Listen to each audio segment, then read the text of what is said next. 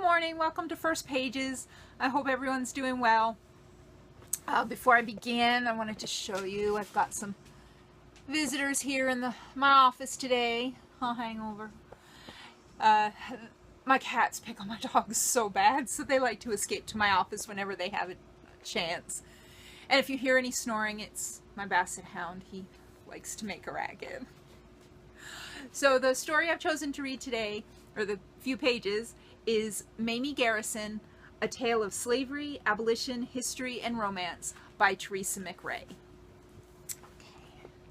Someone was crying. It sounded like a woman, no, maybe a young girl.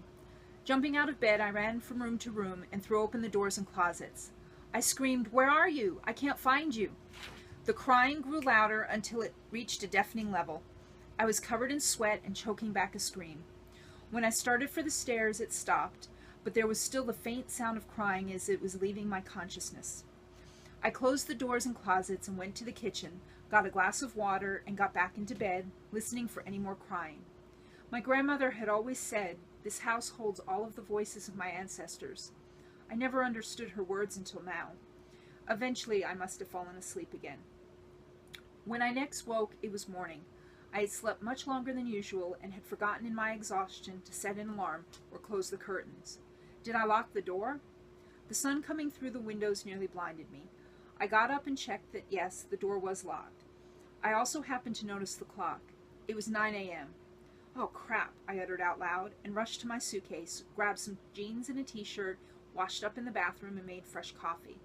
I had slept for almost 12 hours, minus the time spent looking for whoever had been crying. I remembered hearing the sound and looking for it, but it seemed less real now in the light of day. I soon put it out of my mind. I got down to work. The first door to open was the library, as it was nearest to me. At one time, it had held numerous books that had been collected by family members over the years. I had fond memories of sitting in the big, overstuffed armchair, reading book after book, lost in a story created by authors, meant to fire my imagination with their words and created worlds. I moved from room to room, opening doors and curtains to let in the light and air. I opened the door to the stairs, a true relic of a bygone time. I had thought it so funny having a door to close off the stairs, but then Grandmother had said it had served a purpose in the winter. If it got very cold, the family could sleep around the fire in the main room or parlor, as she called it, and keep the cold parts of the house shut off from the rest. Now to the upstairs, and opening rooms not used in many years. There were 4 bedrooms upstairs, 2 on each side, and a bathroom at the back of the hall, an important addition added to the house in the late 1800s. There wasn't much furniture left. Grandma had said what wasn't taken or sold was mine to keep. She had left some antiques in the hall closet, she told me, in case I decided I might want them. There were little odds and ends that had been passed down through the generations. They would not have been of any great value except to someone who loved the house. She had told me what wasn't wanted I could just sell. Well, I would worry about that later. It was getting close to 10, and there was one more room to open and air out. I went to the last of the upstairs rooms. It was empty except for the bed and a rocking chair.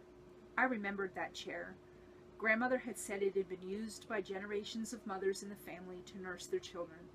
It was a magnificent work of art, solid oak with carvings and intricate swirls, vines with leaves and berries all along the arms and back.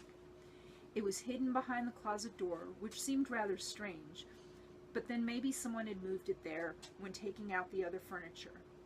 I opened the closet door, but there was nothing in there except a couple of boxes on the shelf that I would go through later. I hope you enjoyed that. I know that Teresa has also written a follow-up book to Mamie Garrison called Colin Garrison.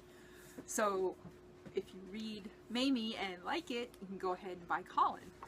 I will include the purchase links in the description.